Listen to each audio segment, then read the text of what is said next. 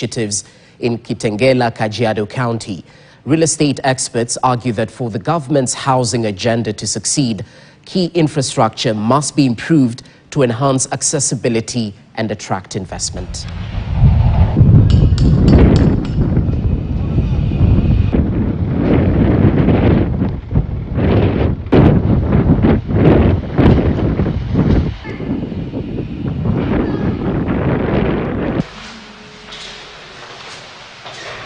We have various challenges, number one being fluctuation of prices. Number one, you find that materials in construction fluctuate from one time to the other.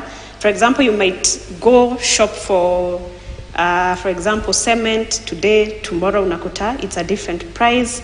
Number two, we have a challenge when it comes to infrastructure. For example, you want to develop an estate in a certain area, but it proves a bit difficult when it comes to infrastructure, for example, even the delivery of materials. So that's also another challenge. Definitely, we are affected by policies in government. I would say maybe like tax. For example, when you come to a thing like stamp duty, which is necessary during transfer of property, it's very high. So we are hoping the government can be able to regulate that. When it comes to infrastructure also, we are very hopeful and we are very grateful. For example, the expressway has made it very easy for us to also sell in outskirts of Nairobi. However, if the infrastructure was to be heightened or do faster in terms of development, even rural electrification, that would be very good for the real estate sector.